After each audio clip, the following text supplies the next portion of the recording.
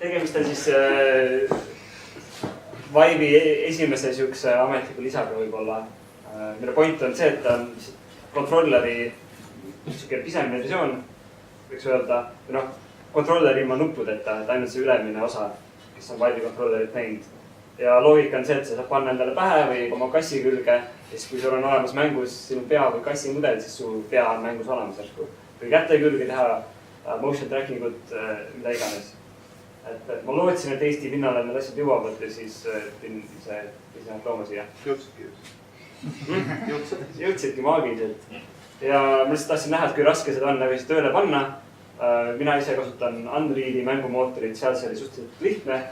Suhteliselt, sest põhimõtteliselt siin on sisse ehitatud siukene, et saa mingit väikitava seadme positsiooni. Kõige lõbusam on see, et siin peaks olema niimoodi, number 0 on sinu headset, number 1 ja number 2 on puldid.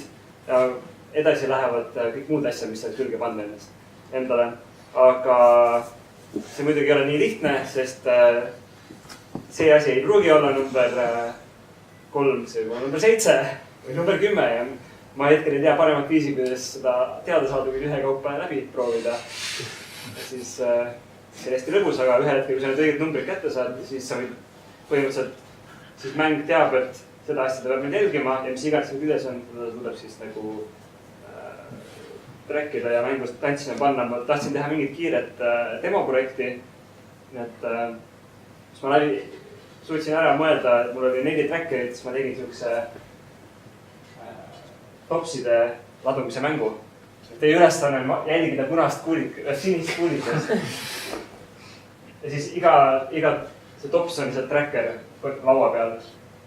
Ja miks see trackimine vahepeal ära kaob ja hüppab on esiteks sellepärast ilmselt, et väga peegeldab laud oli. See ikkagi töötab ka laserite peal. Ja teiseks ma tegin seal siuksi liigutusi, et ma katsin ilmselt hästi palju sensoreid ära vahepeal.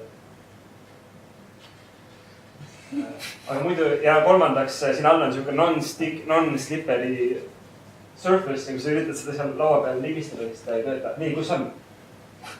Ei olnud. Ühesõnaga, et on võimalik kiiresti tööle panna.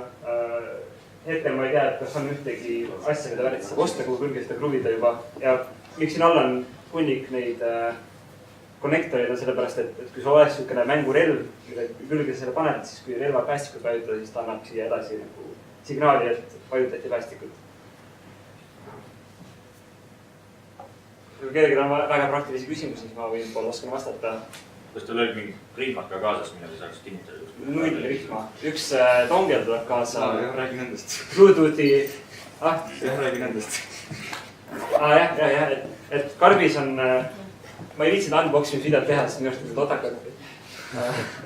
Aga siin on karbis on kaasas üks Bluetooth dongel, sest kui sul on headset ja 2 pulti ja sa tahad nüüd hakata veel trackerit ka juurde panema oma süsteemi, et ütleb sulle, et kuule, pane dongeli juurde. Sa paned ühe dongeli juurde ja mõtled, et nüüd ma saan kõik oma trackerit juurde panna. Sa hakkad teist trackerit juurde panna, ütleb, et pane veel üks dongel. Ja siis lõpuks mul oli 4 dongelit.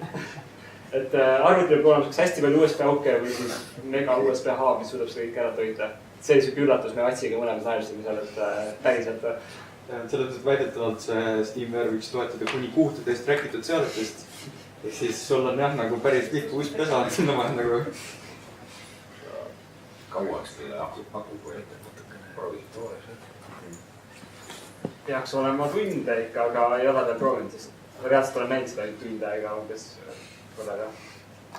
See on nii väike ja tundub, et see ei ole nii suur. Selles mõttes tegelikult selle Vive'i puldi sees ka nagu nii väga suur ei ole. Et selles mõttes, et minu arust sellel peaks ka see rumble funktsioon sees olema, kui ma eksi. Sellel? Ei ole või? Ma ei tea.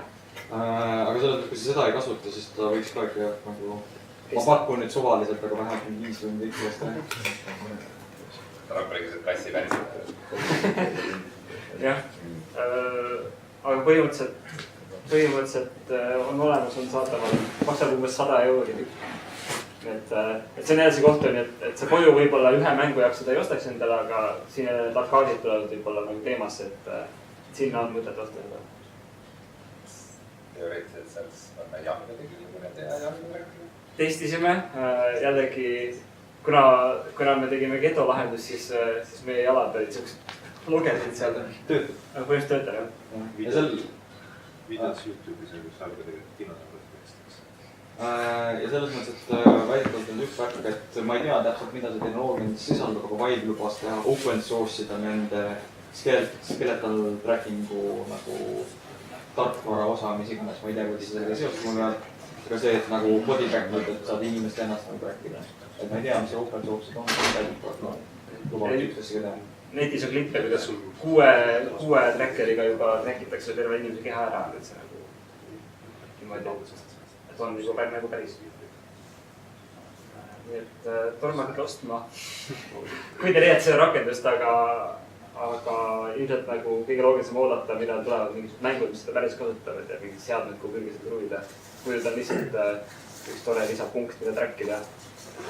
VR-arendajad ootavad, millal piisavalt inimesed ostavad neid, et üldse mängu teha. Ja, et see on jälle see munakana probleem. Et see on, et kui keegi tahab väga arendada selle peal, aga ei raatsi nagu kohe endale tellida, siis rääkige minuga, et saab kaubale. See on mu sõnum. Ja Unrealis töötab, Unitis ilmselt ei ole ka midagi keeruliselt. Ja Eestis saab tellida, jah? Eestis saab tellida, Vive'i saab ka Eestisse tellida. Nüüd saab. Kõik elame nüüd päris maa peal. Nüüd on enam Euroopasse. Aga alguses tuleb valida Soome mingi regiooni. Umbes niimoodi ta läks. Just, et infokauta Tartus seal Tartu Ülikooli laboris neid mingite katsete jaoks ja siis seal futuruumis samuti leiame mingit kasulikku rakendust sellele.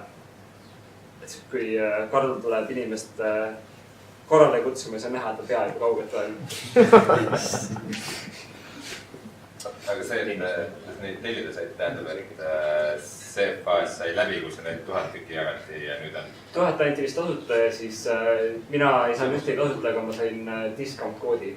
Kui sa torendaja, siis sa saad 10% jälle jõuast. Ja ma ei tea, kas siiamaani enam veel kehtib. Sa võid küsida selles mõttes, kui õnnestub, siis saab, kui õnnestub, siis saab. Jah, free shipping on ka sees. Ja tuli hästi kiiresti kohale, et kui see on impulsost, sa järgmisel päeval juba kasutada.